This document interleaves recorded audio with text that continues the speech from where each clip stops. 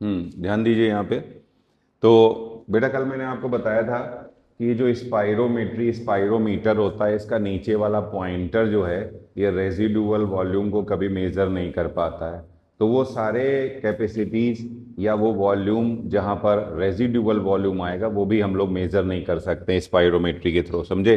तो बोल रहे हैं functional residual capacity, residual volume and total lung capacity, ये हम लोग मेजर नहीं कर सकते हैं स्पाइरोमीटर या स्पाइरोमेट्री के द्वारा। मैंने बताया था बेटा आपको, इसके लिए हीलियम गैस स्पाइरोमीटर हम लोग यूज कर सकते हैं, हीलियम इंस्पायरेशन मेथड का यूज करते हैं, उससे हमें पता चलेगा। ठीक है, यहाँ आ जाइए इसमें। बताया आपको respiratory volume and capacities are higher in male than female. ध्यान रखिएगा, मेल में रेस्पिरेटरी वॉल्यूम और कैपेसिटीज ज्यादा होते हैं। Even higher in case of athlete. Athlete बेटा बताया था, आप एक्सरसाइज करोगे तो आपके कैपेसिटीज और वॉल्यूम जो है ये रिलेटिवली ज्यादा रहेंगे, समझे। तो आ जाइए, तो respiratory volume and capacities are higher in male than female, फिर और even higher in case of athlete. ये सब स्टेटमेंट के लिए पढ़ेंगे हम लोग। फिर इधर जाइए, minute respiratory volume, tidal volume minus respiratory rate.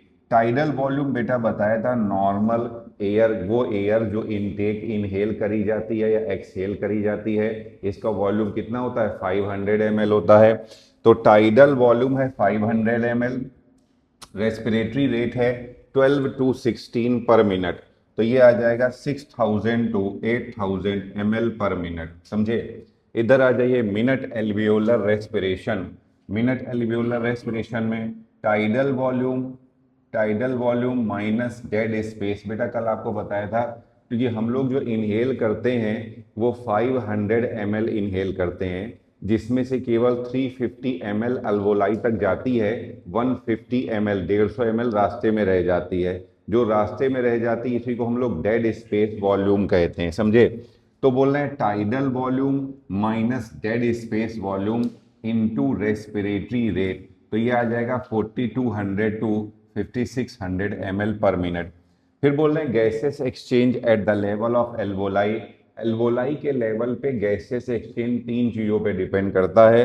पहला तो गैस की सॉल्बिलिटी, दूसरा रेस्पिरेटरी मेम्ब्रेन की थिकनेस, और तीसरा पार्शियल प्रेशर, जो अभी मैं आगे आपको बताऊंगा, समझे। तो ध्यान रखिएगा, यहाँ पर ये जो डिफ्यूजन होता है एल्वोलाई के लेवल पे, तो मेनली तीन चीजों पे डिपेंड करता है। पहला है आपका सॉल्बिलिटी ऑफ गैसेस, दूसरा है थिकनेस ऑफ रेस्पिरेटरी मेम्ब्रेन, और तीसरा होता है पार्शियल प्रेशर। ठीक है, तो यहाँ आ जाइए, सबसे पहले बेटा ये याद करेंगे सॉल्बिलिटी। तो ये जो कार्बन, ऐसे याद रखना बेटा, देखो बुरी चीजें जल्दी आ जाती हैं और जल्दी जाती नहीं है, समझे।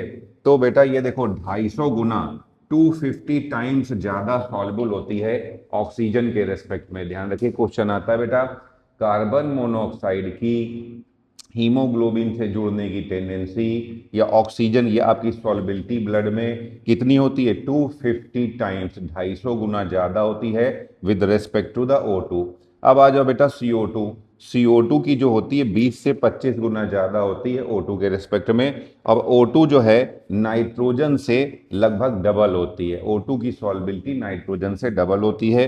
तो सॉल्बिलिटी का ऑर्डर है, सबसे ज्यादा CO कार्बन मोनोऑक्साइड, फिर CO2, फिर O2, फिर नाइट्रोजन। ध्यान रखिएगा, तो कार्बन मोनोऑक्साइड कितने टाइम्स ज्यादा सॉल्युबल होती है, 250 टाइम्स ज्यादा सॉल्युबल होती है। CO2 कितने टाइम्स ज्यादा सॉल्युबल होती है, 20 to 25 टाइम्स ज्यादा सॉल्युबल होती है। O2 नाइट्रोजन के रेस्पेक्ट में कितनी सॉल्युबल होती है, लगभग डबल होती है सॉल्युबिलिटी। ठीक है, अब आ जाइए, फिर ये डिपेंड करता है, हाँ भाई एक चीज है ना, थिकनेस अगर ज्यादा होगी तो डिफ्यूजन मुश्किल से होगा।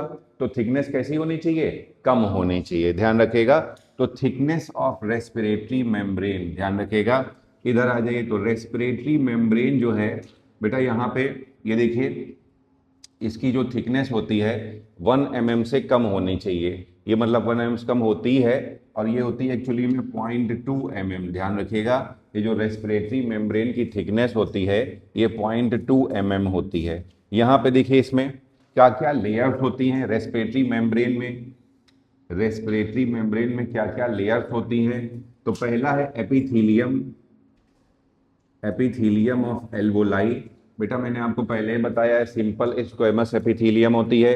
दूसरी यहाँ पे बेसमेंट मेम्ब्रेन पाई जाती है, बेसमेंट मेम्ब्रेन एल्वोलाई और आपका कैपिलरीज के बीच में। और इसके बाद एंडोथीलियम है, ये भी आपकी सिंपल स्क्वेम। बेटा आपको बताया था जो ब्लड वेसल होती है, जो कैपिलरी होती है, सबसे पतली वाली जो कैपिलरीज होती हैं, इनमें वॉल में एक ही लेयर पाई जाती है, एंडोथीलियम पाई जाती है, समझे।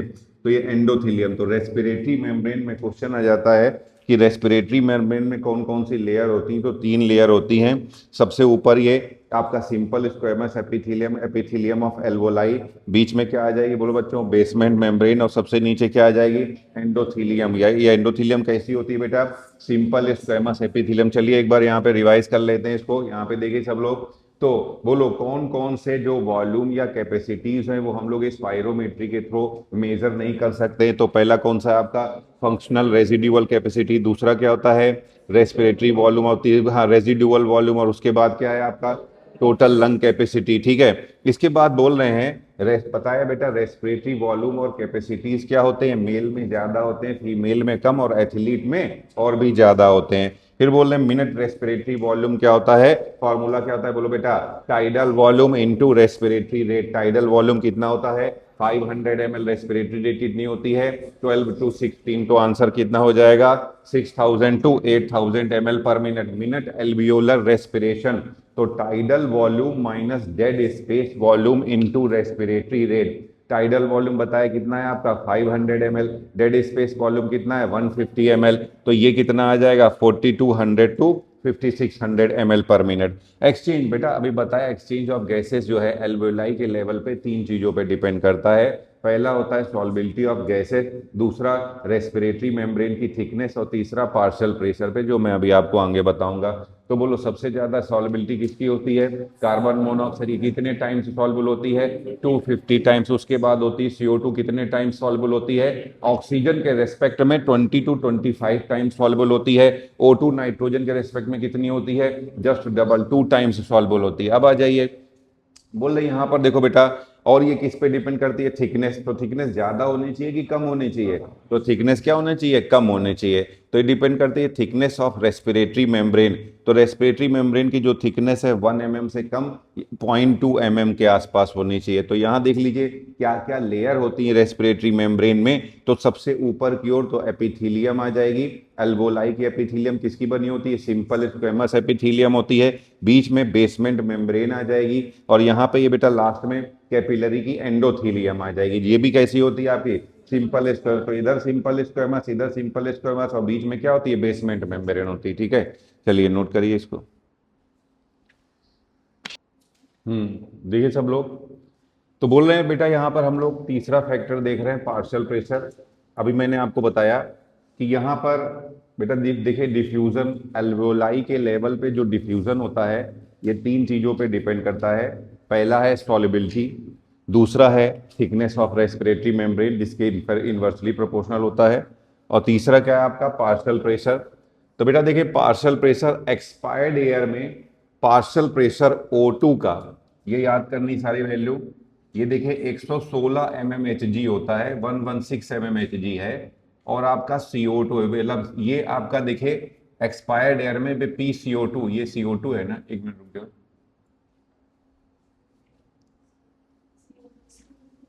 ये CO2 है ना, हाँ इसको CO2 कर लीजिए।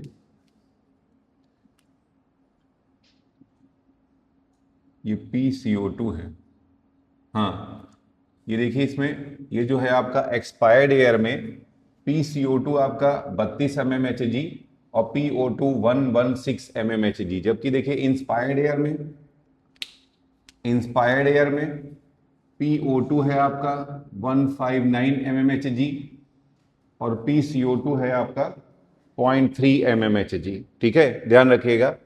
तो यहां पर अब ये जो एल्वोलाई है, एल्वोलाई में कितना होता है, CO2 है 40 mmHg, और आपका O2 कितना देखिए आ रहा है, ये है 104 mmHg। ध्यान रखिएगा, यहां पे एल्वोलाई से बेटा सभी सभी वेन्स में इम्प्योर ब्लड फ्लो करता है, मगर पल्मोनरी वेन में कैसा फ्लो करेगा, ऑक्सीजनेटेड या प्योर ब्लड फ्लो करेगा।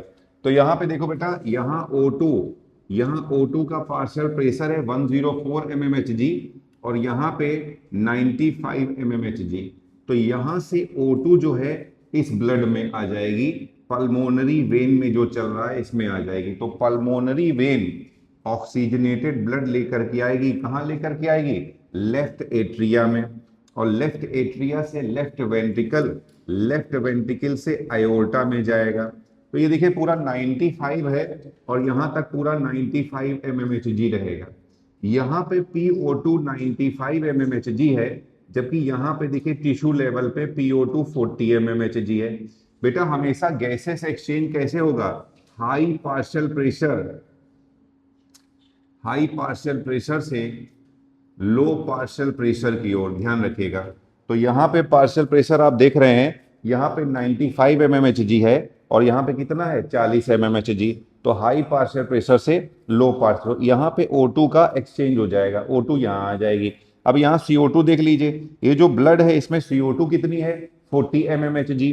टिश्यू लेवल पे CO2 कितनी है? 45 mmHg। तो यहाँ पे CO2 का एक्सचेंज हो जाएगा, CO2 इधर चली जाएगी और O2 यहाँ पे टिश्यू लेवल पे आ जाएगी। यहाँ देख लीजिए, ये अल्वोलाई में PCO2 अभी बताया बेटा 40 mmHg है, जबकि ये जो वेन है, ये जो वेन लेकर के आ रही है भैया, ये तो एक्चुअली में ये तो आपकी कौन सी है? ये है आपकी आर्टरी। ये क्या है? ये देखिए लेफ्ट वेंट्रिकल से जो निकल रही है ये है पल्मोनरी आर्टरी।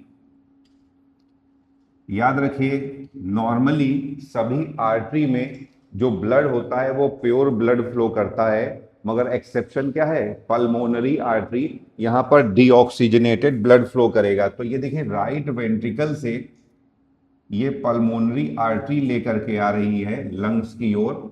तो यहाँ पे ये जो आपका PCO2 है, पार्शियल प्रेशर CO2 का है, यहाँ है 45 mmHg और यहाँ पर क्या है आपका 40 mmHg है, समझे? तो हमेशा बताया था गैसेस कहाँ से कहाँ जाएगी? हाई पार्शियल प्रेशर से लो पार्शियल प्रेशर की ओर। और अगर ये पूछ ले जाए यहाँ पे PO2 कितना है, तो यहाँ पे PO2 कितना होता है? 40 mmHg, ध्यान रखिएगा। तो जो पल्मोनरी आर्टरी में ब्लड आ रहा है, अल्वोलाई तक जा रहा है, वहां पे PO2 की वैल्यू क्या आ जाएगी? 40 mmHg और PCO2 क्या आ जाएगा? 45 mmHg। मगर यहां से CO2 पे ध्यान देना है, CO2 यहां चली जाएगी। ये देखिए CO2 जो है कहाँ जा रही है? अल्वोलाई के में जा रही है। और यहाँ पे देखिए कैसा है आपका PO2 कितना है? 104 mmHg। यहाँ पे PO2 कितना है? 95। तो ऑक्सीजन कहाँ आ रही है? यहाँ से यहाँ पे आ रही है, समझे? तो यही आपकी पल्मोनरी वेन। अब पल्मोनरी वेन में पूरा पार्शियल प्रेशर कितना हो जाएगा? 95 एंड 40।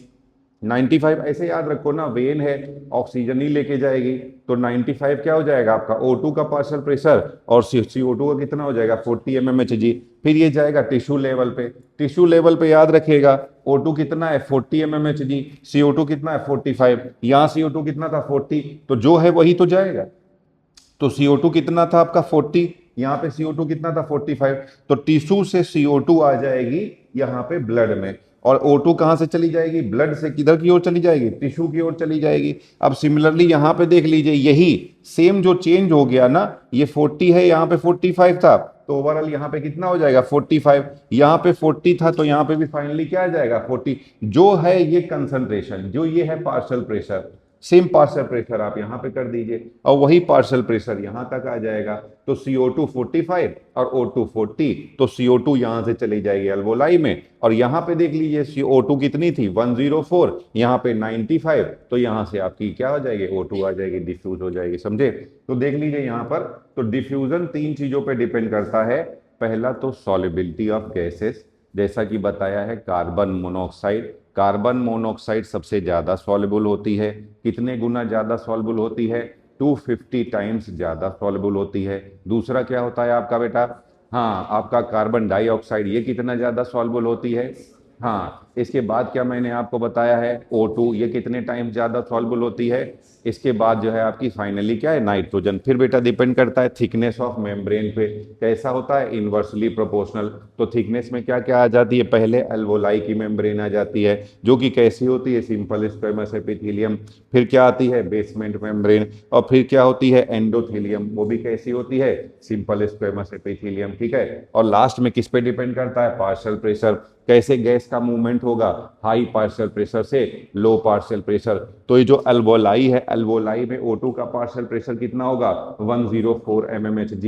ये जो आपके पल्मोनरी वेन है इसमें O2 का पार्शियल प्रेशर कितना होगा 95 mmHg। तो O2 यहां से यहां आ जाएगी, जबकि PCO2 कितना रहेगा 40 mmHg। सेम यही चला जाएगा आपका एओर्टा में। एओर्टा से आप टिश्यू पे आ जाइए, तो टिश्यू लेवल पे PCO2 कितना है 45 mmHg, जबकि PO2 कितना है आपका 40 mmHg। तो O2 यहां से यहां चली जाएगी और CO2 यहां से यहां चली आएगी। जो सेम है वही चीज आपका किसमें आ जाएगा वेना केवा में।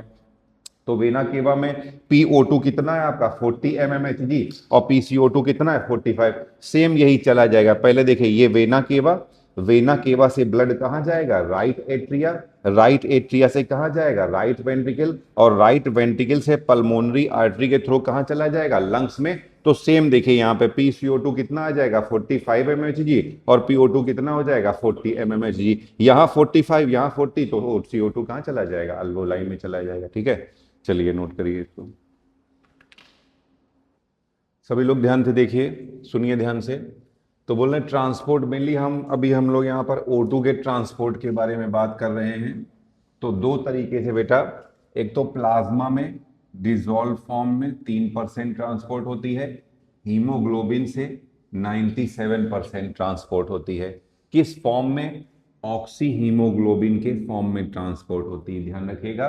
तो O2 किस तरह से ट्रांसपोर्ट होती है 3% तो प्लाज्मा में डिजोल्व होकर के 95% ऑक्सी हीमोग्लोबिन के फॉर्म में। ठीक है, तो बोल रहे हैं देखिए यहाँ पर ये जो हीमोग्लोबिन होता है इसके दो पार्ट होते हैं, एक तो haem pigment and globin protein. जो हीम पिगमेंट होता है बेटा, यहां पे देखिए सेंट्रल एटम आयरन होता है, ये आयरन सेंट्रल एटम होता है, और यहां पे इस तरह से 4 पोरफायरिन रिंग जुड़ी होती हैं। यहां पे ये इस तरह से देखिए, ये पोरफायरिन रिंग होती है, यहां सेंट्रल एटम होता है आयरन, कोऑर्डिनेट बॉन्ड के थ्रू जोड़ता है। तो 4 पोरफायरिन रिंग होती हैं, ध्यान रखेंगे। एक मिनट, एक ही रिंग के बेटा यहाँ 4 पोरफायरिन रिंग में एक रिंग में एक आयरन होता है, एक रिंग के सेंट्रल एटम पे एक आयरन होता है, ध्यान रखिएगा। और टोटल 4 रिंगे होती हैं भाई, टोटल 4 रिंगे, एक रिंग में एक आयरन Fe+2, तो टोटल कितने आयरन हो गए 4 आयरन होंगे, ध्यान रखिएगा। 4 पोरफायरिन रिंग होगी, एक रिंग के सेंटर में Fe+2 होगा, ये सेंट्रल एटम की तरह से काम करेगा।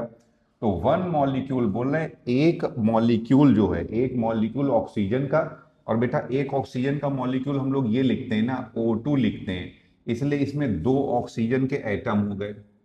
ये जुड़ता है एक Fe+2 से। एक चीज याद रखिएगा हमेशा, अगर इसे ऑक्सीजन को कैरी करना है तो इसको हमेशा Fe+2 में होना चाहिए, Fe+3 में नहीं होना चाहिए। जब ये ऑक्सीजन को कैरी करता है तो ये फिजिकल बॉन्ड बनाता है, ये ऑक्सीडाइज नहीं होता, ध्यान रखिएगा।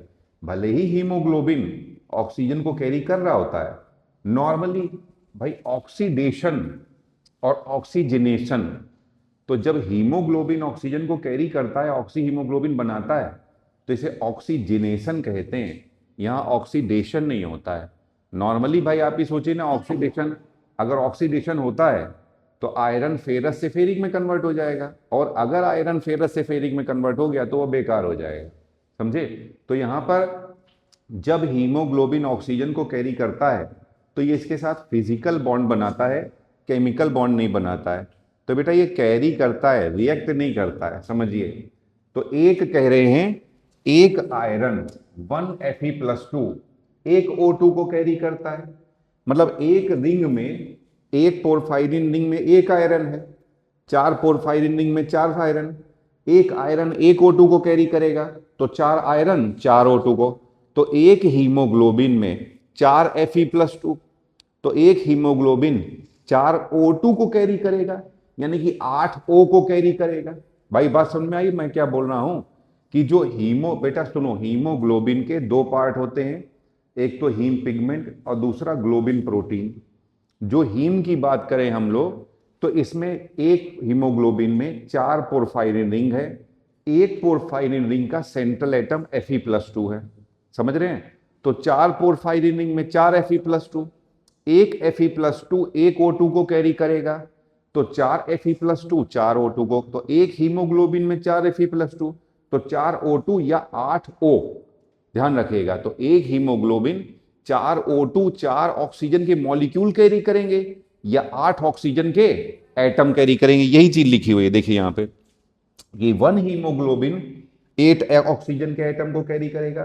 तो ऑक्सी हीमोग्लोबिन का ये फॉर्मूला हो जाएगा HbO2 हो जाएगा, ये ऑक्सी हीमोग्लोबिन है, ध्यान रखिएगा।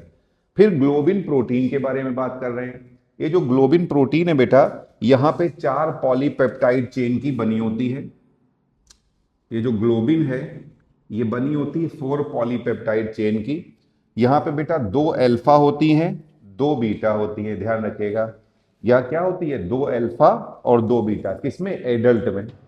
और बेटा यहाँ पे 2 अल्फा और 2 गामा कहाँ होती हैं, फिटस में होती हैं, ध्यान रखिएगा, समझे। इसका अभी हमें जरूरत पड़ने वाली है। फिटस में बीटा चेन नहीं होती है, फिटस में गामा चेन होती है। उसका क्या यूज है, क्यों मैंने बताया, मैं अभी आगे आपको ऑक्सी हीमोग्लोबिन डिसोसिएशन कर्व में बताऊंगा। तो बोल रहे 1 ग्राम हीमोग्लोबिन, 1 ग्राम हीमोग्लोबिन कैरी करता है 1.34 ml ऑफ O2, ध्यान रखिएगा। 1 ग्राम हीमोग्लोबिन कैरी कितना करता है, 1.34 ml ऑफ O2। ऐसा एवरेज मान के चलते हैं कि 100 ml ब्लड में 12 से 16 ग्राम हीमोग्लोबिन होता है, एवरेज 15 ग्राम हीमोग्लोबिन। आल्दो वेरी करता है, आप ठीक से खाना ना खाएं, विटामिन सी की कमी से आपको हीमोग्लोबिन की कमी हो सकती है, आयरन की कमी से भी हीमोग्लोबिन की कमी हो सकती है, समझे। विटामिन B12 की कमी से भी आपके हीमोग्लोबिन की कमी हो सकती है, जैसा कि मैंने आपको पहले बताया है। तो बोले वे 1 ग्राम हीमोग्लोबिन कितने ऑक्सीजन को कैरी करता है, 1.34 ml को। तो 100 ml ब्लड में एवरेज 15 ग्राम हीमोग्लोबिन होता है। तो 100 ml ब्लड या 15 ग्राम हीमोग्लोबिन कितनी कैरी करेगा, 20 ml O2 को। तो 100 ml ब्लड कैरी करता है 20 ml O2, और इसी को बोलते हैं O2 carrying capacity of blood. तो O2 carrying capacity of blood कितनी होती है आपकी, 20 ml होती है, ध्यान रखिएगा। तो फिर से देखो बेटा, बोलो 1 ग्राम हीमोग्लोबिन कितना ml O2 को कैरी करेगा, 1.34 ml। तो 100 ml ब्लड में 100 ml ब्लड में कितना हीमोग्लोबिन एवरेज होता है, 15 ग्राम। तो अब बोले 100 ml ब्लड या 15 ग्राम्स ऑफ हीमोग्लोबिन कितना O2 कैरी करेगा, 20 ml O2 कैरी करेगा। इसी को क्या बोलेंगे, O2 carrying capacity of blood. तो 20 ml O2 पर 100 ml ब्लड में। इसमें से कह रहे हैं पूरी 100% ये डिलीवर, जैसे अभी बैठे हो सांस ही कितनी ले रहे हो, जरूरत ही नहीं भैया, काहे काहे के लिए वो डिलीवर करेगा, कुछ खास काम ही नहीं करते हम लोग। एकदम बैठे हो, एकदम जरा जरा सी सांस ले रहे हो, हल्की सी तो सांस ले रहे हो, अभी ध्यान बताया तब याद आया सांस भी ले रहे हैं कि नहीं ले रहे हैं, ऐसे सांस लेते हैं हम लोग। तो बोल रहे बेटा कि इसमें से 20 ml में से केवल 25% वो नॉर्मल कंडीशन में टिश्यू को भेजता है। जो अभी आप आराम से बैठे हुए हो, शांति से बैठे हुए, रेस्टिंग स्टेज है, समझ रहे हो ना। केवल 25 मतलब कितना जाएगा आपका, 5 ग्राम। ये देख रहे 5 ml जाएगा, टोटल 20 ml में से 25% तो कितना जाएगा, 5। तो बोल रहे हैं 5 ml O2 पर 100 ml ब्लड ये जाएगा टिश्यू को, जबकि वापस कितना है 75%। तो कितना रिटर्न हो जाएगा, 15 ml O2 रिटर्न हो जाएगा। मगर जब आप एक्सरसाइज करते हो, मान लो सीढ़ी चढ़ के नीचे से ऊपर आ रहे हो, या और इसके ऊपर ऊपर वाली क्लास में चले जाओ, समझ रहे हो ना, तो क्या हो जाएगा आपका, उस समय ये सोचो, उस समय 75% O2 को ये ट्रांसफर करने लगेगा, यानी कि 15 ml O2 को कैरी करने लगेगा। आई बात समझ में। तो देखो बेटा फिर से बता रहे हैं, बोलो जवाब दो, बताइए 1 ग्राम हीमोग्लोबिन कितनी O2 को कैरी करेगा, 1.34 ml। तो बोल रहे हैं ये एक एवरेज है 100 ml ब्लड में कितने ग्राम हीमोग्लोबिन पाया जाता है? 15 ग्राम, एक एवरेज है। तो 15 ग्राम हीमोग्लोबिन या 100 ml ब्लड कितनी O2 को कैरी करेगा? 20 ml O2 को कैरी करेगा। इसी को क्या बोलते हैं? O2 carrying capacity of blood. Normal condition में इसका कितने परसेंट प्रोवाइड करेगा ये टिश्यू को? 25%, यानी कि कितने ml हो जाएगा आपका, और कितना रिटर्न कर देगा? 15 ml। मगर जब आप एक्सरसाइज कर रहे होगे, काफी स्ट्रॉन्ग एक्सरसाइज करोगे, तो कितना परसेंट ये दे देगा टिश्यू को? 75, यानी कि कितना दे देगा?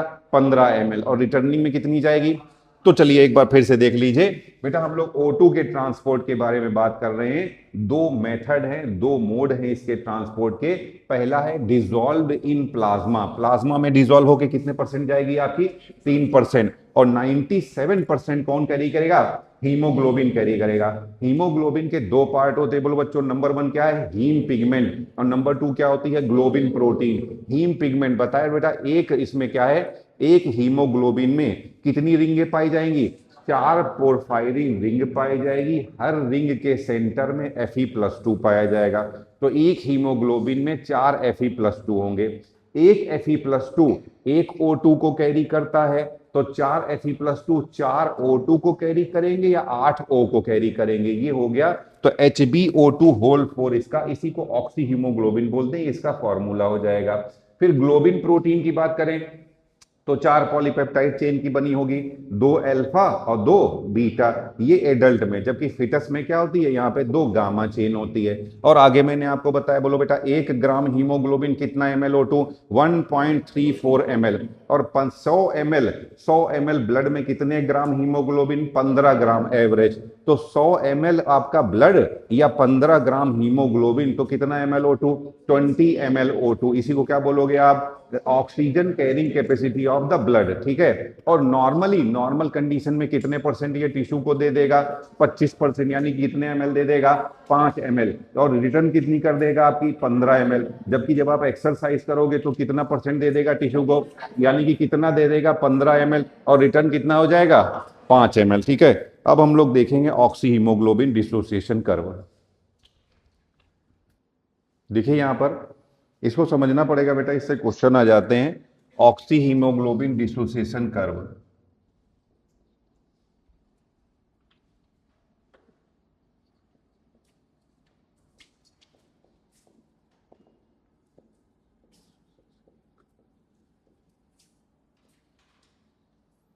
देखो बेटा, सुनो ध्यान से। तो ये इस तरीके से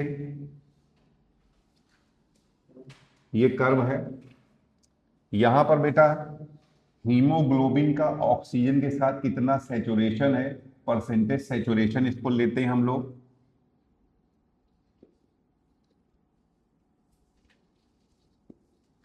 परसेंटेज सैचुरेशन ऑफ HbO2 या हीमोग्लोबिन का ऑक्सीजन के साथ कितना सैचुरेशन है, इसको ले लेते हैं। और यहां पे ले लेते हैं पार्शियल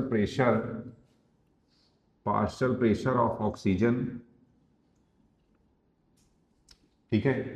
तो जो कर्व है ये इस तरह से मिलता है हम लोगों को। ये देखिए, तो पहला तो बेटा, पहली बात तो ये है कि जो कर्व है ये सिग्मोइड है। तो एक तो यही क्वेश्चन पूछ लेते हैं, कर्व कैसा है? सिग्मोइड कर्व है।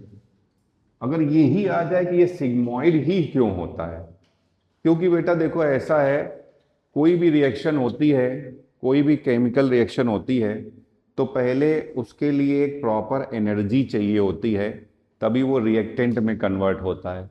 इसको बोलते हैं एक्टिवेशन एनर्जी। तो क्योंकि एक्टिवेशन एनर्जी को रीच करने में एक टाइम लगता है। ये देखिए यहाँ पे इस ये फेज बता रहा है कि थोड़े स्लो चल रही है रिएक्शन। तो ये फेज ना, इसमें ये एक्टिवेशन एनर्जी को रीच करता है। यहाँ पे एक्टिवेशन एनर्जी को रीच कर गया है, और यहाँ आगे चल करके अब पूरे के पूरे हीमोग्लोबिन के जो मॉलिक्यूल है ना, ये सैचुरेट हो चुके हैं। अब इससे ज्यादा ये ऑक्सीजन को कैरी नहीं कर सकते हैं, समझे? तो क्वेश्चन पूछा जाए ये सिग्मोइड क्यों है, उसका रीजन है शुरुआत में ये स्लो चलता है, धीमा चलता है, क्योंकि इसमें एक्टिवेशन एनर्जी को ये रीच करता है। तो यहाँ पे होनी चाहिए इसको एक्टिवेशन एनर्जी किस पे डिपेंड करता है बेटा? ये परसेंटेज सैचुरेशन किस पे डिपेंड करता है? तो प्राइमरली, ये ध्यान रखिएगा, लाइन दी गई है, किस पे डिपेंड करता है? Primarily depend on the partial pressure of O2। ध्यान रखिएगा सबसे पहले, तो मेनली ये किस पे डिपेंड करता है? तो पार्शियल प्रेशर ऑफ O2। अब इसका एक काम करिए, तो एक चीज पता चलता है, पार्शियल प्रेशर ऑफ O2 मतलब अच्छी कंडीशन, अच्छी कंडीशन है आपके लिए, समझे? तो यहाँ पे ज्यादा इसके साथ जुड़ेगा। तो बेटा अगर O2 का पार्शियल प्रेशर अब देखो, सुनो ध्यान से कैसे। एक तो सबसे पहले इस ग्राफ की बात करें जो ये बना हुआ है, तो जो एनसीईआरटी में दिया हुआ है ना, उन्होंने देखिए यहाँ पे लिया 100, ये 100 mmHg, ये है O2 का पार्शियल प्रेशर ऑफ O2, और ये है आपका, यहां पे है परसेंटेज सैचुरेशन यहां पे है 100। तो ये पॉइंट ये बताता है कि यहां पे ये जो हीमोग्लोबिन है, हीमोग्लोबिन पूरी तरह से 100% सैचुरेट हो गया है, इससे ज्यादा और ये ऑक्सीजन को कैरी नहीं कर सकता है। तो जो एनसीईआरटी में डेटा दिया हुआ है उसके हिसाब से, जो एनसीईआरटी की बुक में बना हुआ है बेटा, कि 100% यहाँ पे सैचुरेट हो गया है। कितने प्रेशर पे? 100 पे। ग्राफ वेरी बेटा, आपको डिफरेंट क्वेश्चन में डिफरेंट टाइप का भी ग्राफ दिया जा सकता है। तो हम लोग कैसे पता लगाते हैं? मान लीजिए उन्होंने ये कहा, सुनिए ध्यान से, कोई भी आपको ग्राफ दे दिया गया है, पहले तो समझिए कैसे क्वेश्चन पूछे जाएंगे, क्या क्या हमें देखना है इसमें। कोई भी आपको ग्राफ दे दिया गया है, क्वेश्चन पूछा जाएगा कि ये 100% कब सैचुरेट हो रहा है, कितने पार्शियल प्रेशर पे 100% सैचुरेट हो रहा है। तो जो एनसीईआरटी में दिया है वो उन्होंने ये दिया हुआ है, 100% सैचुरेट हो रहा है, ये आपके 100 mm पार्शियल प्रेशर पे 100% सैचुरेट हो रहा है। मगर आपको कोई भी ग्राफ दिया जाए, समझे, उसमें अब एक देख लीजिए, मान लीजिए ये यहां पे हमने ये लाइन खींची यहां से, और कह रहे हैं ये यहाँ पे 50% की लाइन आ रही है। ये देखिए, मान लीजिए हमारे ग्राफ में ये लाइन आ रही है, ये यहाँ पे 50% सैचुरेट हो रहा है, और यहाँ पे कोई इसका पार्शियल प्रेशर आएगा, वो आपको जो भी ग्राफ दिया हो उसका कोई पार्शियल प्रेशर आ जाएगा।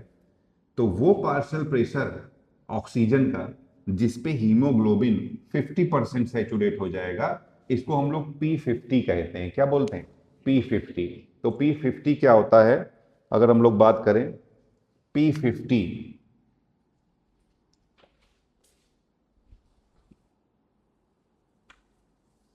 P50 क्या है?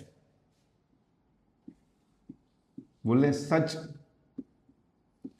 Partial pressure of O2 at which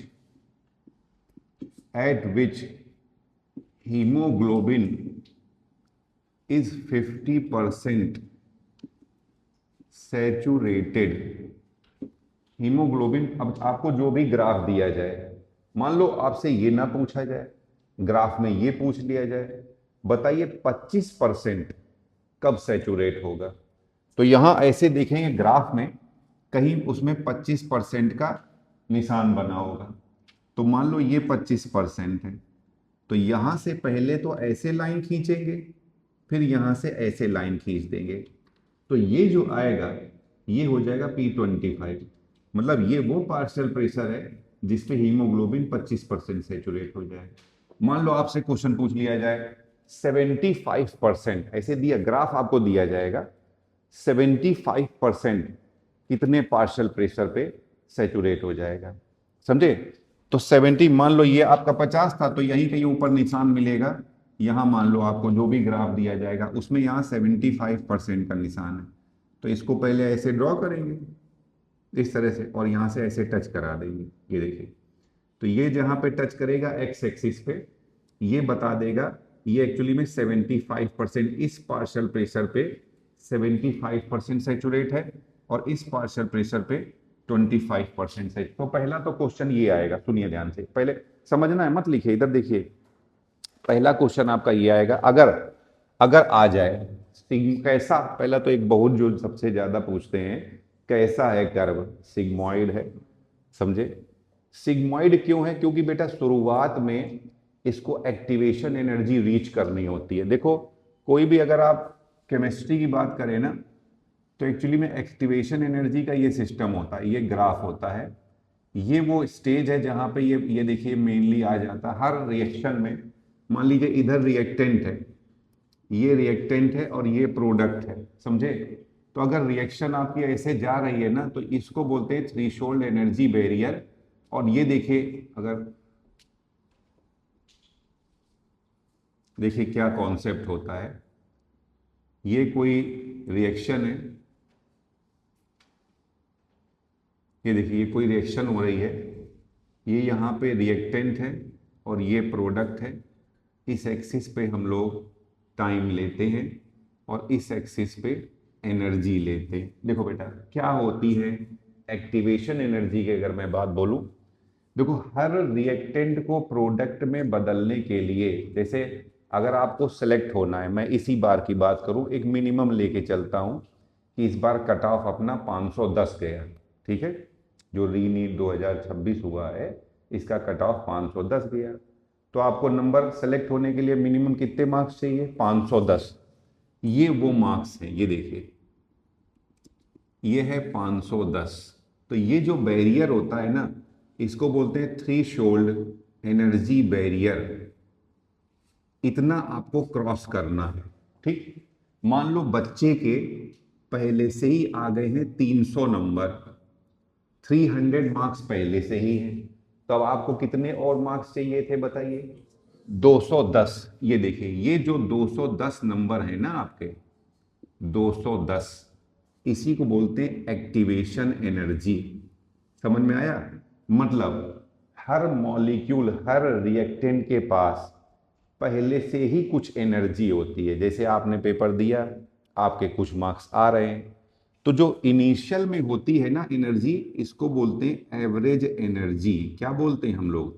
average energy, समझे? तो जो आपने मान लो टेस्ट पेपर दिया, अभी पेपर दिया और आपके 300 नंबर आ रहे हैं, तो ये है आपकी एवरेज एनर्जी। मगर कट ऑफ जा रहा है 510 नंबर पे, तो आपको कितने और नंबर चाहिए? 210 नंबर चाहिए। तो अगर आपको 210 नंबर और मिल जाएं तो आप पर कन्वर्ट, आप सेलेक्ट हो जाएंगे। आप अभी रिएक्टेंट है, आप बन जाएंगे प्रोडक्ट। समझ में आई बात? तो यही होती है, ऐसे ही हर रिएक्शन में बोले खुद कुछ पहले खुद कुछ एनर्जी होती है, फिर थोड़ी और उसको एनर्जी चाहिए होती है, तो कितनी और एक्स्ट्रा एनर्जी चाहिए जिसके बाद रिएक्टेंट प्रोडक्ट में कन्वर्ट हो जाएगा, इसे बोलते हैं एक्टिवेशन एनर्जी। क्या कहते हैं हम लोग? तो यही हम बता रहे हैं कि ये ग्राफ सिग्मॉइड होता है, क्योंकि ये शुरुआत में ना देखिए धीमा चलता है, क्योंकि इसे एक्टिवेशन एनर्जी चाहिए होती है। जब एक्टिवेशन एनर्जी मिल जाती है ना, ये देखिए ये पार्ट ये तेज चल रहा होता है, यहाँ फास्ट, इसे लैग फेज बोलते हैं, इसे लॉग फेज बोलते हैं, समझे? फिर आगे चल के पूरा जब सेचुरेट हो जाएगा तो ये ग्राफ आगे थोड़ी ना बढ़ेगा, ये ऐसे हो जाएगा, समझ रहे? ये स्टेडी फेज हो जाएगा इसके, क्योंकि और ज्यादा नहीं काम कर सकता। सारे के सारे हीमोग्लोबिन अब काम पे लग गए हैं, सारे के सारे हीमोग्लोबिन, भाई मान लीजिए जितने हीमोग्लोबिन मॉलिक्यूल थे सबने ऑक्सीजन को कैरी करना चालू कर दिया। तो अब ऐसा थोड़ी ना कि आप चल रहे हो और आपके अंदर शरीर में तुरंत हीमोग्लोबिन बढ़ जाएगा, तो ये कर्व अब और आगे नहीं जा सकता है। पहली बात तो ये हो गई। फिर दूसरा क्वेश्चन, मान लो आपको कोई भी ग्राफ दे दिया गया, उसमें क्वेश्चन पूछा गया बताओ 100% कब सैचुरेट हो रहा है, कितने पार्शियल प्रेशर पे? तो यहां आप 100 से ऐसे लाइन खींचोगे और उसको एक्स एक्सिस पे ऐसे टच करा दोगे, तो इतने पार्शियल प्रेशर पे ये 100% सैचुरेट हो रहा है। आपको P50 निकालना है, गिवन ग्राफ में जो भी आपको ग्राफ दिया हुआ है उसमें P50 निकालना है। तो यहाँ पे P50 ले लीजिए, यहाँ पे जो 50% है उससे लाइन खींच देंगे, ये P50 से पता देगा, समझे? अब इसके बाद मान लो जो आपको 25% निकालना है, 25% कितने में होगा? तो यहाँ 25% से लाइन खींच दीजिए, यहाँ टच कर दीजिए, तो वो पार्शियल प्रेशर पता चल जाएगा जिसपे ये 25%। आपको 75% पूछ ले, 85% पूछ ले, 90% पूछ ले, तो कोई भी परसेंटेज सैचुरेशन निकाल सकते हैं इस ग्राफ से। कैसे निकालेंगे मैंने आपको बता दिया। अब हम लोग थोड़ी सी बात करें P50 की। P50 क्या होता है? P50 अभी बताया था बेटा, P50 वो वो परसेंटेज, वो पार्शियल प्रेशर जिसपे हीमोग्लोबिन आपका 50% सैचुरेट हो जाएगा। ठीक, अच्छा एक बात बताओ तुम लोग, सुनो ध्यान से। सभी लोगों के साथ होता है कि कुछ खाना ज्यादा अच्छा लगता है, कुछ खाना कम अच्छा लगता है, बट ये तब होता था जब आप घर में रहते थे। पीजी की बात नहीं कर रहा हूँ मैं। क्या होता है जब हम लोग घर में रहते हैं, मम्मी ने खाना बनाया, कहते हैं हम लोग मम्मी से, अरे मम्मी अच्छा नहीं बनाया।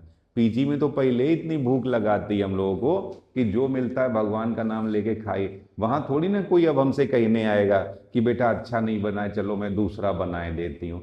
और तभी पता चलता है जो लोग पीजी में रहते हैं उन्हें नहीं पता चलता जो लोग घर में रहते हैं। अभी ध्यान रखना, अभी अभी तुम्हें अपने कर्मों का फल तब मिलेगा जब पहली बार हॉस्टल का खाना खाओगे, समझे। अभी तो मम्मी की इंपॉर्टेंस ही नहीं पता चलती ना कि मम्मी कितना काम कर रही है आपके लिए, तभी पता चलेगा बेटा, समझे। तो खैर, तो सुनो बेटा, मान लो कभी आप घर गए, आपके लिए मम्मी ने ऐसी चीज बनाई हुई जो बहुत पसंद है आपको, तो आप जल्दी जल्दी खा जाओगे। जल्दी खाओगे जल्दी पेट भर जाएगा, है ना। और कोई चीज आपको पसंद नहीं है वो बना दी, तो आप धीरे धीरे खाओगे, नौटंकी करके खाओगे, यूट्यूब देख करके खाओगे। ऐसा होता है ना, हम लोग खाने के समय अक्सर कुछ ना कुछ मोबाइल में चला लेते हैं, टीवी मिल जाए तो टीवी में चला लेते हैं, है ना। तो और धीमे, और कुछ ढंग का देखने लगे तो खाना पता चला जहाँ 20 मिनट वहां पता चला आधा घंटा, 40 मिनट लगाए दे रहे हैं, देख ही रहे हैं हम लोग खाना खाते समय। उधर मम्मी चिल्ला रही, अरे नालायक उठो, टाइम हो गया, कितनी देर बैठे रहोगे, है कि नहीं। तो सुनो बेटा, यही होता है। अगर अब अगर हीमोग्लोबिन की ऑक्सीजन से एसोसिएशन ज्यादा हो रहा है तो P50 जल्दी आ जाएगा। आप सोचो, आपको खाना बहुत पसंद है, बड़ी एफिनिटी है, ऐसी चीज रख दी गई है जिसे देख के ही भूख लगाया, बढ़िया पिज्जा रख दिया, बर्गर दे दिया, है ना, और अच्छा मतलब मटर पनीर दे दिया, पुलाव दे दिया, वो भी अच्छे तरीके से बढ़िया लंबे वाले चावल का बना हुआ, बिरयानी राइस का बना हुआ, है ना। और आपको भूख भी लगी थी, आप छूटे थे यहाँ से 2 बजे छूटे थे, तो आप जल्दी जल्दी खा जाओगे, जल्दी पेट भर जाएगा। तो HP, ये बेटे देखिए P50, ध्यान रखिएगा, P50, देखो P50 इनवर्सली प्रोपोर्शनल होता है HbO2, ऑक्सी हीमोग्लोबिन की या हीमोग्लोबिन की ऑक्सीजन के लिए एफिनिटी, एफिनिटी या बोलते हैं एसोसिएशन। हीमोग्लोबिन का ऑक्सीजन से एसोसिएशन, कितना ज्यादा एसोसिएशन हो रहा है, ध्यान रखिएगा। अगर एसोसिएशन ज्यादा हो रहा है तो P50 जल्दी मिल जाएगा, अगर एसोसिएशन कम हो रहा है तो P50 कम मिलेगा। अब ये एसोसिएशन भी क्या डिपेंड करता है, हाँ ये डिपेंड करता है सिचुएशन पे। सिचुएशन कैसी है, पर क्या क्या सिचुएशन, या तो अच्छी सिचुएशन होगी या तो खराब सिचुएशन होगी। अच्छी सिचुएशन है तो ज्यादा जुड़ेगा, ज्यादा जुड़ेगा बोलेंगे एसोसिएशन। खराब सिचुएशन है, कम जुड़ेगा, कम जुड़ेगा बोलेंगे डिसोसिएशन। तो सुनो, अभी बताया था ना, खाना अच्छा लग रहा है, जल्दी खा रहे हैं, इधर देखो ध्यान से, खाना अच्छा लग रहा है, जल्दी खा रहे हैं, तो 50% पेट पहले भर जाएगा। 50% पेट पहले भर जाएगा, यानी कि P50 हमें पहले मिल जाएगा। तो P50 पहले मिल जाएगा, यानी कि ये जो पॉइंट था ना या P50 का, ये कुछ यहां आ जाएगा। तो अब उस केस में आपका जो ग्राफ है वो कैसा दिखाई देगा, ये देखिए, ये ग्राफ ऐसा दिखाई देगा, दिख रहा है ना। तो बताओ ये बेटा, ये राइट है तो ये क्या हो जाएगा, लेफ्ट। इसको बोलते हैं लेफ्ट शिफ्ट। क्या बोलते हैं हम लोग, लेफ्ट। कुछ समझ में आया। खाना अच्छा लग रहा है, खाना अच्छा लग रहा है मतलब एफिनिटी ज्यादा है। तो जब हीमोग्लोबिन का एसोसिएशन ज्यादा हो रहा है, एफिनिटी ज्यादा हो रही है, तो आप जल्दी खा लोगे ना, कम समय में खा जाओगे ना भैया, समझ रहे हो ना। तो जल्दी P50 मिल रहा है आपको, लेस पार्शियल प्रेशर पे ही P50, ये यहां कहीं P50 आ जाएगा। तो ये P50 से ये पॉइंट को आप ऊपर ले जाओ 50% से, फिर यहां पे टच कराओ, फिर अब आप ग्राफ बना दो। तो ये देखिए, यानी कि आपका ये कर्व किधर चला गया, लेफ्ट साइड में। इसे बोलते हैं लेफ्ट शिफ्ट, लेफ्ट शिफ्ट कहते हैं, ये देखिए। और सर क्या होता है, आपको खाना नहीं अच्छा लग रहा है, वैसी चीज बन गई जो तुम्हें नहीं पसंद है, तो जो P50 पहले आ रहा था ना, वही P50 अब बाद में आने लगेगा। ये देखिए, ये देखिए, मान लीजिए अब हमें यहां मिल रहा है तो ये ग्राफ आगे खिसक गया ना, ये देखिए 50% का जो सेचुरेशन है ये अब यहाँ पे आ रहा है, तो ये अब आपको इस तरह से ग्राफ मिलेगा, ये देखिए ये ग्राफ मिलेगा। तो ये देखिए कहाँ शिफ्ट हो गया है, राइट शिफ्ट, इसको बोलते हैं राइट शिफ्ट, राइट शिफ्ट, समझे। तो ये शो कर रहा है, लेफ्ट शिफ्ट जो है ये शो करता है एसोसिएशन को, ऑक्सी हीमोग्लोबिन का एसोसिएशन, हीमोग्लोबिन का ऑक्सीजन के साथ एसोसिएशन, और ये शो करता है डिसोसिएशन को, डिसोसिएशन को। अब कौन कौन से फैक्टर, सुनो इधर इधर देखो, मत लिखो, कौन कौन से फैक्टर एसोसिएशन को फेवर करेंगे और कौन कौन से फैक्टर डिसोसिएशन। अच्छी चीजें, हर फेवरेबल फैक्टर, हीमोग्लोबिन क्या चाहेगा, ज्यादा ऑक्सीजन मिल जाए। तो बेटा चलो इधर देखो, इधर देखो, ये देखो, हम लोग बात कर रहे हैं एसोसिएशन की, कौन कौन सी चीजें एसोसिएशन को फेवर करेंगी और कौन कौन सी चीजें डिसोसिएशन को फेवर करेंगी, हम लोग इसके बारे में बात कर रहे हैं, समझे। तो बेटा देखो यहां पे, सुनो ध्यान से, सुनिए, अगर पार्शियल प्रेशर ज्यादा होगा, PO2 ज्यादा होगा, तो क्या होगा, एसोसिएशन, एसोसिएशन होगा, और एसोसिएशन होगा तो किधर फेवर करेगा, लेफ्ट शिफ्ट। तब जब जब एसोसिएशन होगा वहां पे होगा, वहां पे होगा लेफ्ट शिफ्ट, लेफ्ट शिफ्ट, समझे। और अगर अगर PO2 कम होगा, पार्शियल प्रेशर O2 का कम होगा, तो ये फेवर करेगा डिसोसिएशन, और जब जब डिसोसिएशन होगा ना तो वहां पे होगा राइट शिफ्ट होगा। बेटा O2 का पार्शियल प्रेशर कम होगा, O2 का, O2 कम है, O2 कम है तो दूसरी कौन सी गैस बढ़ रही होगी, CO2। ऐसे याद करो ना, इसे याद नहीं करना है, समझो आप ही की कंडीशन है। O2 कम हो रहा है तो दूसरी कौन सी गैस, अब ऐसा तो है नहीं तुम जिंदा हो, कार्बन मोनोऑक्साइड बन रही हो तुम्हारे खून में कार्बन मोनोऑक्साइड तो बनेगी नहीं, है कौन सी गैस, CO2। ऐसे याद रखना, समझे। तो यहाँ पे पार्शियल प्रेशर किसका ज्यादा होगा, CO2 का पार्शियल प्रेशर ज्यादा होगा, ऐसे याद करिए, समझे। अब इसे और अच्छे से और भी समझ सकते हो, सुनो बेटा, क्या आप जानते हो CO2 प्लस H2O, तो ये बनता है H2CO3, ये क्या है, एसिड है सर, क्या है ये, एसिड। ये समझने का तरीका है, समझिए। तो ऐसे याद करना, ऐसे याद रख सकते हो आप एक ही बार में, कुछ बार बार सब अलग अलग नहीं याद करना है, ऐसे याद रखो। खराब है आपके लिए, खराब, और हीमोग्लोबिन के लिए खराब है, तो खराब है यानी कि O2 क्या होगा, कम, और खराब है O2 कम है तो सी ज्यादा क्या होगा, CO2, CO2 ज्यादा होगा, समझो। इसे फिर याद ही नहीं करना पड़ेगा, एक ही चीज से सब सॉल्व हो जाएगा। और CO2 जब वाटर के साथ रिएक्ट करता है तो क्या बनता है, H2CO3, H2CO3 एसिड है तो क्या देगा ये, H+। तो ऐसे क्या हम लोग नहीं बोल सकते अगर PCO2 बढ़ेगा तो क्या H+ आयन की कंसंट्रेशन बढ़ेगी, समझ में आ रहा है। अब बेटा अगर H+ आयन की कंसंट्रेशन बढ़ेगी, H+ बढ़ेगा तो क्या हम लोग जानते हैं pH equal to minus of log H+ होता है। तो अगर H+ बढ़ेगा तो pH क्या होगा, घटेगा। तो क्या हम लोग लिख सकते हैं pH क्या होगा, घटेगा। pH घटेगा यानी कि एसिडिक कंडीशन बढ़ रही है, बेसिक कंडीशन घट रही है, समझे। एक और चीज होता है, ये तो बता दिया मैंने आपको, समझे।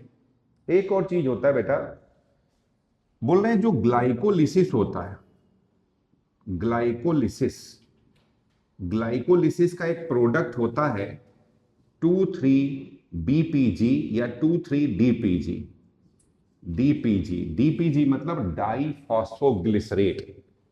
तो जब ग्लाइकोलिसिस का ये प्रोडक्ट बनता है 2,3-DPG, ये उसमें नहीं दिया हुआ एनसीईआरटी में, मैं बता रहा हूं ऐसा होता है, क्वेश्चन में आ जाए तो अगर ये 2,3-DPG या 2,3-BPG बनता है, ये क्या करता है, ये ना beta bind it bind with beta chain, ये बीटा चेन के साथ जुड़ जाएगा, और अगर ये बीटा चेन के साथ जुड़ जाएगा तो उसकी हीमोग्लोबिन कैरी करने की कैपेसिटी को रिड्यूस करेगा। तो रिड्यूस, देयरफॉर रिड्यूस, इसकी oxygen, reduce oxygen carrying capacity, ध्यान रखिएगा, तो ये जो ग्लाइकोलिसिस का प्रोडक्ट होता है 2,3-DPG या 2,3-BPG, ये हीमोग्लोबिन की बीटा चेन के साथ जुड़ जाएगा और उसकी ऑक्सीजन कैरी करने की कैपेसिटी को रिड्यूस कर देगा। ये तो इतनी बात है। तो मैंने क्या क्या बताया बेटा, देखो खराब कंडीशन देखना, खराब कंडीशन क्या क्या है, कब कब ये सब क्या फेवर करेगा, ये सब फेवर करेगा राइट शिफ्ट, और राइट शिफ्ट का मतलब होता है डिसोसिएशन, समझ रहे हो ना। तो ऐसे भी याद कर सकते हो। अब सुनो, खराब कंडीशन कहां होगी बेटा, इधर देखो, खराब कंडीशन कहां होगी सर, टिश्यू लेवल पे, यही तो होगी ना, टिश्यू लेवल पे। अच्छी कंडीशन कहां होगी, अल्वियोलाई में। अच्छी कंडीशन कहां होगी, अल्वियोलाई में। तो अब टिश्यू पे आ जाओ, और भी तरीका देखो, टिश्यू पे आ गए तो टिश्यू में O2 क्या होगा, कम होगा, पार्शियल प्रेशर ऑफ O2 कम होगा।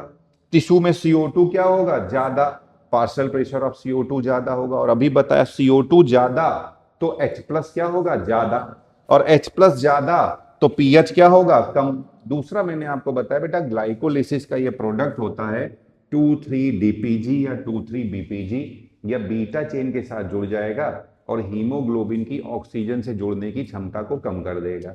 ठीक, ये क्या हो गया तुम्हारा राइट शिफ्ट। और अब हम क्या बताएंगे, लेफ्ट शिफ्ट। तो लेफ्ट शिफ्ट में इसका सब उल्टा करते चले जाओ, एक ही पढ़ना है, दूसरा तो पढ़ना ही नहीं तुम्हें। PO2 क्या होगा, ज्यादा, PCO2 क्या होगा, कम, H+ क्या होगा, कम, और इसके बाद आ जाइए पीएच क्या होगा, पीएच क्या होगा, ज्यादा। अच्छा सर ये क्या होगा, अरे भैया अभी इसीलिए तो थोड़ी देर पहले मैंने बताया था कि जो एडल्ट का हीमोग्लोबिन होता है वहां पे 2 अल्फा और 2 बीटा चेन होती है, मगर फिटस का हीमोग्लोबिन में 2 अल्फा 2 गामा, तो गामा चेन में ये वाला प्रॉब्लम ही नहीं आएगी ना। तो क्या मैं लिख सकता हूं फिटल हीमोग्लोबिन, फिटल हीमोग्लोबिन। और एक काम और कर लो, ऐसे याद रख सकते हो, सांस हवा जा रही है, सांस ले रहे हो तो लगातार हवा जा रही है, हवा कहाँ जा रही है, एल्वोलाई में जा रही है, तो वहां टेम्परेचर ऐसे याद रखना कुछ कम होगा, टिश्यू लेवल पे टेम्परेचर क्या होगा, ज्यादा होगा। तो लो यहाँ पे टेम्परेचर कैसा हो गया, यहाँ पे टेम्परेचर ज्यादा हो गया, तो यहाँ टेम्परेचर क्या कर देना, यहाँ टेम्परेचर कम कर देना, खत्म हो गए सारे फैक्टर। आई बस सुनने, एक बार मैं फिर से बता रहा हूं, ध्यान से सुनिए क्या क्या बात है, इससे सारे क्वेश्चन आपके सॉल्व हो जाएंगे। अब कुछ नहीं याद करना पड़ेगा आपको, लिखने की भी जरूरत नहीं है। अगर आप समझ गए हो ना जो मैंने बताया, तो आपको कुछ भी इसमें करने की जरूरत नहीं है। बाकी के तो सर बुक में भी लिखा है। देखो बेटा सुनो, क्या मैंने बताया था, ये यहां पे परसेंटेज सेचुरेशन लेते हैं वाई एक्सिस पे, और यहां पे PO2 ले लेते हैं, समझे, पार्शियल प्रेशर ऑफ O2 लेते हैं। एनसीईआरटी ने, पहले तो एनसीईआरटी का डेटा ये हमें बता रहे हैं, यहाँ पे 100 mmHg लिया हुआ है, मतलब 100 mmHg पे उन्होंने कहा है ये पूरा 100% सेचुरेट होता है। फिर मैंने आपको बताया, कोई मान लो आपको ग्राफ दे दिया गया है, कोई सा भी ग्राफ दे दिया गया है, उसमें क्वेश्चन पूछा जाए 25% कब सेचुरेट होगा, तो यहाँ पे 25% से लाइन खींचेंगे और यहाँ पे टच करा देंगे उसको एक्स एक्सिस पे, तो पता चल जाएगा 25% कब सेचुरेट होगा आपसे। और यहाँ पे नॉर्मल ग्राफ की बात करें मान लो, या फिर आपको 75% का 75% का पूछेगा, तो यहाँ पे 75% से लाइन खींचेंगे और नीचे टच करा देंगे। अगर आप 50% से नॉर्मल लाइन खींच के यहाँ टच कराते हैं तो इसे P50 बोलते हैं। अभी बताया बेटा P50, खाना अच्छा लग रहा है, जल्दी खा लेंगे, समय कम लगेगा, ऐसे याद कर लेना। याद करने का ये तरीका है, ऐसे आप अगर भूल जाओगे ना तो ऐसे आप उसे वापस से याद करके कॉल्स अपना क्वेश्चन सॉल्व कर सकते हो। तो अगर भैया देखो तो कंडीशन अच्छी है, तो पार्शियल प्रेशर जो है ज्यादा है, तो यहाँ पे देख लीजिए, तो P50 हीमोग्लोबिन की एफिनिटी इनवर्सली प्रोपोर्शनल, ज्यादा एफिनिटी होगी तो P50 जल्दी आ जाएगा, कम एफिनिटी होगी तो P50 कम होगा। ज्यादा एसोसिएशन, ज्यादा एफिनिटी होगी तो ज्यादा एसोसिएशन होगा, P50 जल्दी आ जाएगा। कम एफिनिटी होगी तो एसोसिएशन कम होगा, डिसोसिएशन ज्यादा होगा, P50। अब चलो यहीं से आगे की बात हमें पता चलती है, एफिनिटी ज्यादा है, एफिनिटी ज्यादा है तो जो P50 यहां आना चाहिए था, एक्चुअल P50 देखिए, एक्चुअल P50 ये आ रहा था, ये देखिए एफिनिटी ज्यादा है तो जो P50 आ रहा था वो P50 पहले आ जाएगा। यहां से लाइन खींच दीजिए 50% पे, ये लीजिए, तो ये डॉट यहां आ रहा है, तो ये ग्राफ ऐसा आ जाएगा, ये लेफ्ट साइड में शिफ्ट हो गया है। इसी को हम लोग लेफ्ट शिफ्ट या एसोसिएशन कहते हैं। और जब एफिनिटी कम है बेटा, एफिनिटी कम है, खराब कंडीशन, तो ये P50 देर से मिलेगा, P50 देर से मिलेगा तो ग्राफ आगे खिसक जाएगा, तो यहाँ पे वापस 50% से ये आगे खिसक जाएगा और हमको ये P50 मिलने लगेगा। अब यहाँ पे हमको कोई P50 नया वाला P50 मिलेगा, समझे? यहाँ पे तो ये क्या हो जाएगा, राइट शिफ्ट, तो लेफ्ट शिफ्ट बताता है एफिनिटी ज्यादा है एसोसिएशन, राइट शिफ्ट बताता है एफिनिटी कम है डिसोसिएशन। तो खराब कंडीशन ऐसे याद कर लो, खराब कंडीशन कहाँ होगी, टिश्यू लेवल पे होगी जा करके, तो टिश्यू में हो ही क्या सकता है, CO2 ज्यादा होगा, O2 क्या होगा, कम, O2 कम होगा, CO2 ज्यादा होगा। और अभी ट्रिक बता दी मैंने आपको, CO2 ज्यादा होगा तो H प्लस को ज्यादा कर देना, और H प्लस ज्यादा होगा तो pH क्या होगा, कम होगा, और टिश्यू लेवल पे ऐसे याद कर लेना, टेम्परेचर क्या होगा, ज्यादा। फिर बताया था ग्लाइकोलिसिस का एक प्रोडक्ट बनता है 2,3-DPG या 2,3-BPG, डाइफॉस्फोग्लिसरेट, ये बीटा चेन से जुड़ने की टेंडेंसी रखता है, जिससे ये क्या करेगा, डिसोसिएशन को फेवर करेगा। इसका सब उल्टा कर देना, तुम एल्वोलाई में चले जाना, तो PO2 क्या होगा, ज्यादा, PCO2 क्या होगा, कम, टेम्परेचर कम होगा, H प्लस कम होगा, pH ज्यादा। और यहां आ जाओ फिटल हीमोग्लोबिन, क्योंकि यहां पे क्या पाया जाता है, बीटा चेन नहीं पाई जाती, गामा चेन। से कर्व कैसा होता है, सिग्मॉइड, सिग्मॉइड क्या होता है, क्योंकि इसे एक्टिवेशन एनर्जी को रीच करने में, ये देखो ये है एक्टिवेशन एनर्जी, ये बच्चे को पढ़ना पड़ेगा, पढ़ेगा तो इसके नंबर बढ़ेंगे, समझे? तो एक्टिवेशन एनर्जी को रीच करने में इसको टाइम लगेगा, इसीलिए इसका कर्व कैसा आता है, सिग्मॉइड कर्व आता है। ठीक है, चलिए नोट कर लीजिए इसे।